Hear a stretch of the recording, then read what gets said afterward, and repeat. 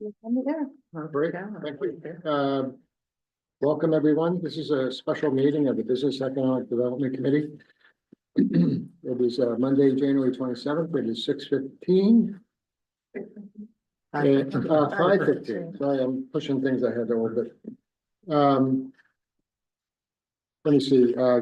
Committee members, we have Councilor Fish, Councilor Hawes, Councilor Leonard, who's not here, and Councilor Mallard. And myself, Councilor Fournier. We're also joined by Councilor Beck, Councilor Trumbull, Councilor Dean, and Council Chair Pelletier. Also at the table is Ann Krieg, Business Economic Development Director. There's only one item on the agenda. There was just a follow-up to get a breakdown of the financing for Cedar Falls Mobile Home Park. I'll hand it over to Ann. Yeah, at the last meeting of the committee, it was requested to get some more information on the financing that they have been able to receive thus far for the purchase of Cedar Falls, and our community development officer pulled together their sources. And so Bangor, they've a primary from Bangor Savings Bank, from the Maine Housing Preservation Fund, from the Genesis Fund, proposed loan from the city of Bangor, and also another different type of Genesis Fund. And I have to assume the purchase price is the $8,872,000. It's actually 8 million, and the remaining funds are for site work. That's coming out of a different funding source, because the funds from the city can only be acquisition. So I imagine site work and closing costs. Correct. Any questions? Councilor Trumbull? Is the site work to develop the additional sites? Because I can't think of like 50 more, something To like. do the additional sites, is that correct, Robin? You might come on up, yeah. Yep.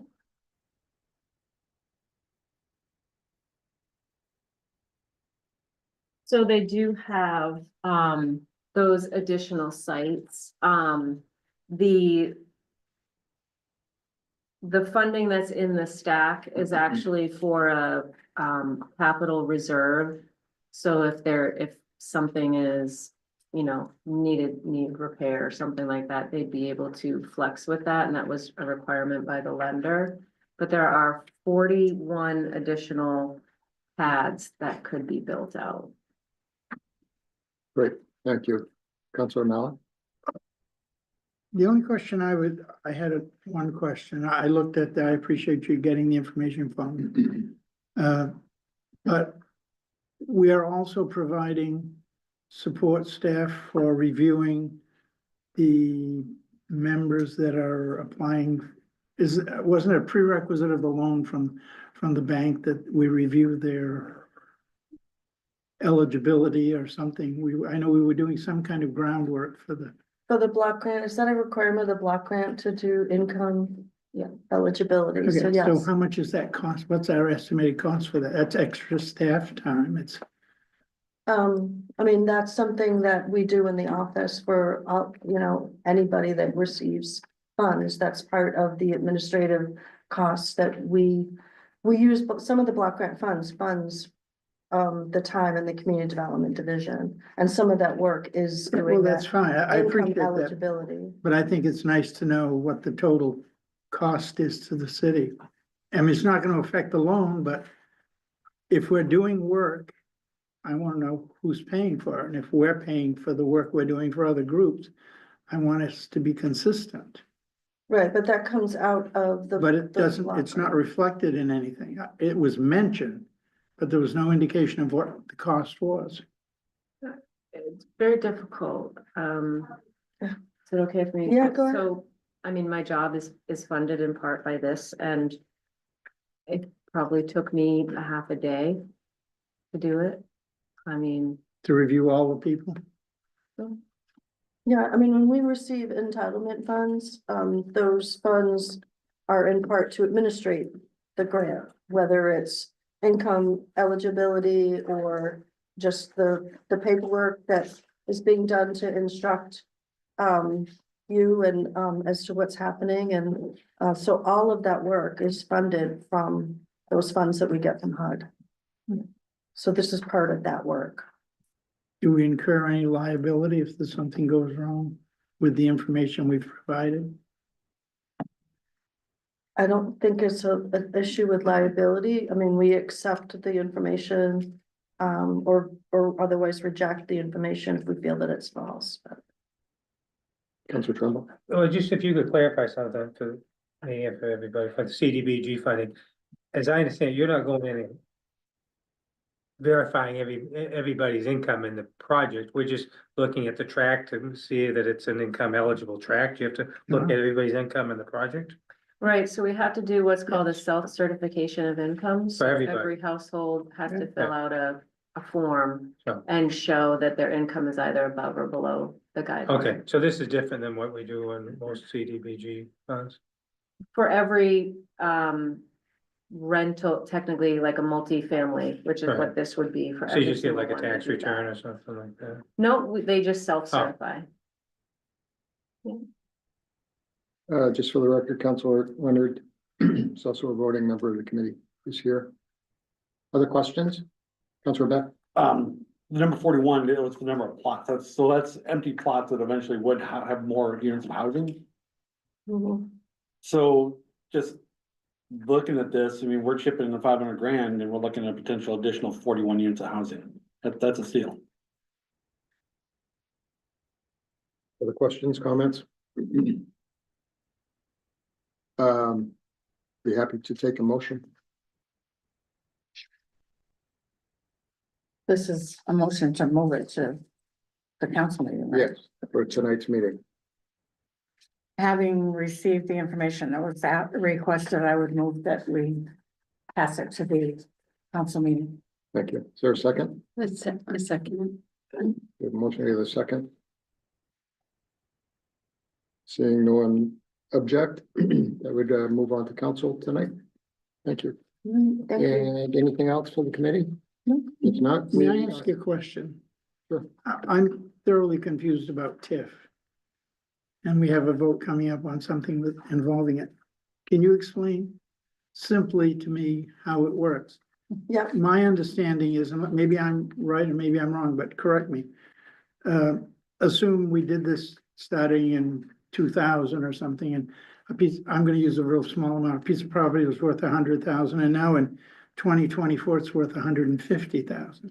Right. So the additional valuation since 2000 is the tax on that amount goes into a separate fund?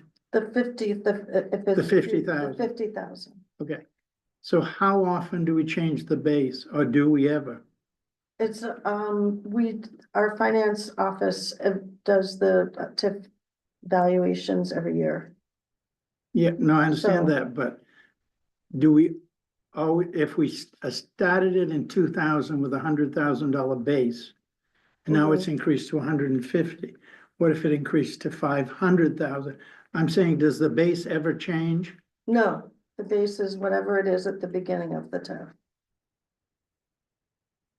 Is that by state law? Yeah, state statute. I can pull the statute for you. Yeah, because it doesn't seem logical that you have someone with a low valuation and now it's worth, 5 times as much, and their tax is going into a special fund that just they can use. So what that means is the regular people in the outside world are picking up the general operating costs of the city. The people downtown are not. And that's why it's an important policy discussion that for each individual TIF that comes before you, that the council decides, is this project important enough that we will do exactly that? And that's the policy question that goes before the council is, do you want to do that?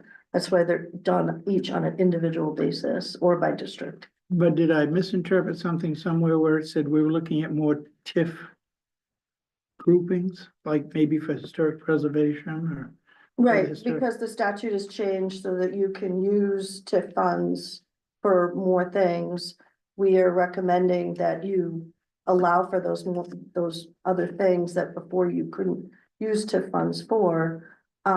So that if in the future, as you're doing the TIF budget every year, because you do that every year of how you want to spend that TIF district money, you have more options to be able to spend those funds. But it also appears to me that we're pushing the tax burden back on the non-TIF people, is that correct? It's not, well, it depends on how you look at it. If you feel that it's a burden, then that maybe is a tip if that you don't want to do. That's the whole point, is you're saying this project is so important for the city. No, I'm not worried about the projects. What I'm worried about is the volume of money that we're dealing with. Right, and So that's. forget about the projects, because we're putting this money aside every year. And are we carrying it over from year to year? Well, no, because it's budgeted. We spend it every year. For something, Okay. yeah. Well, then it's illogical to me to request the regular taxpayers of the city to be providing funds for the downtown or the historic preservation people to be the only ones that use, and the rest of the city picks up the tab for general operations of the city. And again, that's the policy question that you all as a council have to decide. Okay. All right, any other business? Nope. Seeing none, we're adjourned. Thank you. Thank you.